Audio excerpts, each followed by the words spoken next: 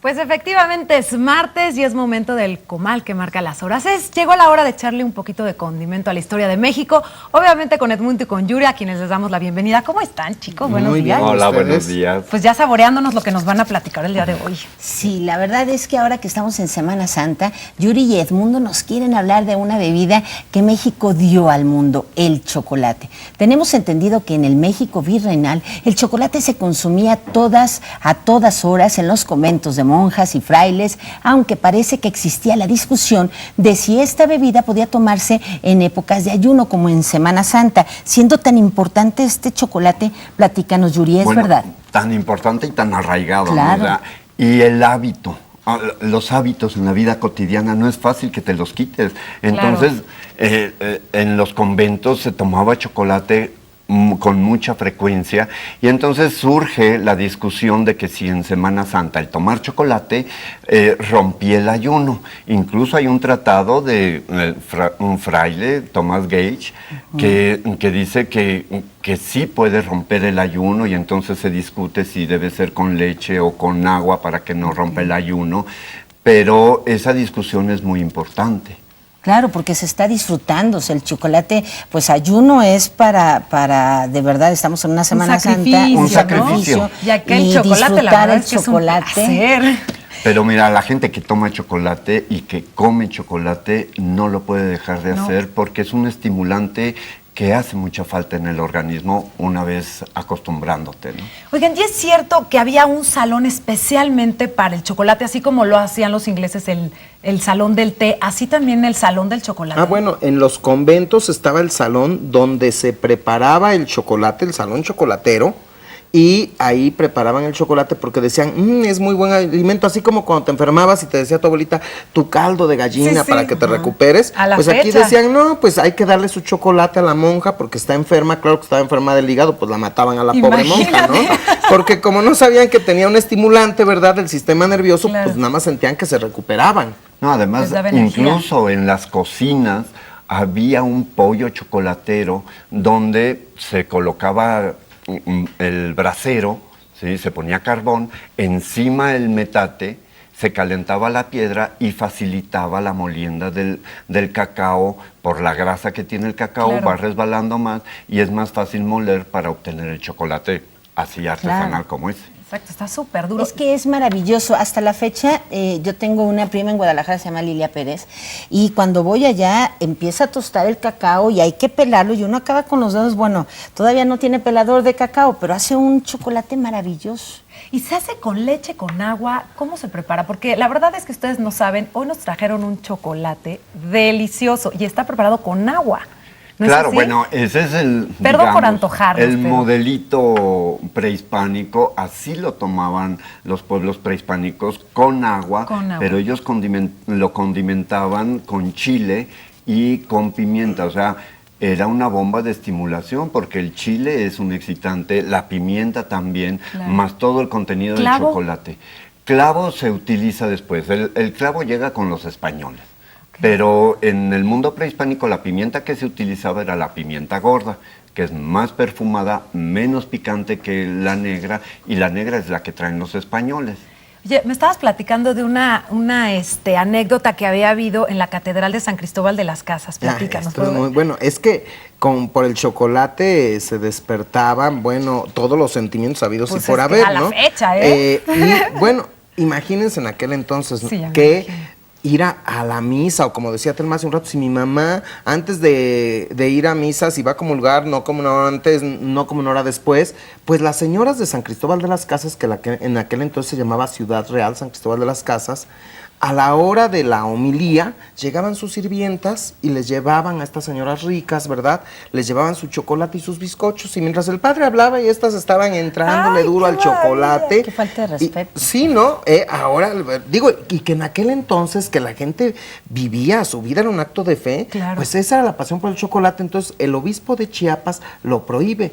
Y luego, ¿verdad? Pues ya decían por ahí las malas lenguas que fue muy raro que a los 8 días este obispo pues amaneció muerto, que del corazón. Ah, sí, no, pero claro, a lo mejor al hombre le dio un infarto. Comió demasiado chocolate. Pero tomó un poco de su propio chocolate, ¿verdad?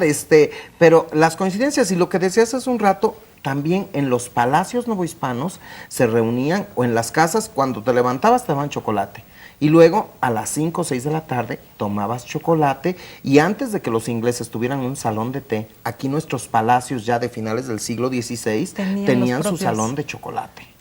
Qué cosa. Y se escuchaba música. ¿Cómo era esta convivencia del salón del chocolate? ¿Qué hacían? Pues lo que escucharan, pues imagínate. ¿Cuántos chismes? Todos los chismes. Bueno, de la corte virreinal y los decires de las damas, ¿no? Que era un ambiente mucho más relajado de lo que podemos pensar de una corte. No, y acá se reprodujo la corte española. Claro. Recordemos que cuando llega el virrey, los virreyes eran personas de la nobleza española que traían la última moda, que traían los usos y costumbres. Entonces, toda esta gente que les dieron sus títulos de nobleza, el marqués de Jaraldeberry, y todas estas personas, estaban pendientes y eran parte de esta corte. Ahí sí había música y demás. Incluso Sor Juana compone una obra de teatro, Los empeños de una casa, donde habla de esa vida en la corte y todas las intrigas, y por eso Sor Juana mejor prefiere irse a un convento para concentrarse y ponerse a estudiar y a producir. Ahora que nos trajeron un chocolate, este chocolate es en agua. Curiosamente yo te estaba platicando de que yo tomaba ese chocolate en agua con mi abuela en Ocotlán. Maravilloso. Platícanos de este chocolate en agua. Bueno, el chocolate con agua es el chocolate prehispánico. Como decía Yuri, cómo se aromatizaba con chile, con flores. Con vainilla también. Con vainilla, pero ese solo lo tomaba la realeza. Eso te iba a preguntar, ¿era para toda la gente? No, el chocolate con vainilla ese era para Moctezuma, ¿sí? De una manera sobria, porque recordemos, hablando de Semana Santa, que incluso decía este extraordinario obispo de Puebla, Palafox y Mendoza, decía que los únicos que respetaban aquí el ayuno era el indígena, porque eran muy mesurados para su forma de comer, ¿no? Y todavía se hacen muchas bebidas en México con agua. Sí, bueno, el chocolate lo bebía guerreros, nobleza y realeza. Y esto es algo muy importante porque es un estimulante, entonces los guerreros se reanimaban. Sí, les daban fuerza, energía. De nuevo, energía para la batalla. Y nosotros pensamos que por ahí empezó a adoptarse por los españoles, ¿no? Los soldados españoles lo adoptan por ese efecto. ¿Y hay algún ritual alrededor del chocolate? Todos los rituales. Vamos, porque al final era súper importante y además un lujo. Bueno, aparte, recordemos que Quetzalcóatl es castigado porque le roba el cacao a los dioses para entregárselo a los humanos. Y entonces, después viene Tezcatlipoca a cobrársela a Quetzalcóatl, es cuando Quetzalcóatl se emborracha y hace 20,000 atrocidades y se tiene que ir. Pero por otro lado es ver a nuestros dioses con esa parte humana como los dioses griegos, sí, claro, y que son lecciones de vida, que tienen pasiones. Claro. Qué maravilla. Y que les pasan a cualquiera, ¿no? Claro, sí. Aún siendo dioses. Sí, y todas estas mezclas de diferentes razas permitían muchas cosas, ¿no? No, aquí se dio permiso como que las señoras estuvieran tomando chocolate. Sí, claro, en la iglesia. De repente había prohibiciones para que las monjas ya no usaran pulseras de azabaches, para que no recibieran tantas visitas, el prohibir que tuvieran tantas personas a su servicio. Por ejemplo, las señoras de la nobleza o cualquier señora adinerada, cuando se quedaba viuda se iba a un convento. Y vamos a ver que a una señora muy rica, de apellido Martínez de Pinillos, le construyó su celda Tolsá. O sea, a este arquitecto español, su celda que era gigantesca y donde podía recibir visitas para que tomaran chocolate. ¡Qué maravilla! Y tampoco no nos podemos ir de este segmento sin que nos des una receta, Yuri. Bueno, mira, la receta que pienso para hoy, ya que hemos hablado tanto del chocolate con agua y cómo se bebía y cómo se condimentaba, yo elaboré una receta que preparamos cuando hacemos degustaciones de chocolate, que en este caso es chocolate con agua y va perfumado con julianitas de cáscara de naranja, un poco de clavo y un poco de canela. Creo que los tres perfumes juegan muy bien y queda un chocolate exquisito. ¿Y esta julianita la blanqueas antes o se la pones así directo? Directo y sin bagazo. ¿O con sin bagazo? bagazo, nada más Ok. la cáscara cortada en juliana y sin preocuparte que si lo blanquito amarga, nada. qué Así, maravilla. completita la julianita. Pero ¿qué tipo de chocolate le ponemos? Porque bueno, usualmente este es como, vamos, yo nunca lo había visto así redondito. ¿Este es real? O sea, vamos, ¿este es puro o cómo le llamarías? No, ese tiene un poco de azúcar. Ese es un chocolate artesanal de Oaxaca y por eso está hecho bolita. A veces hacen tablillas con la mano que incluso se les ven los dedos marcados.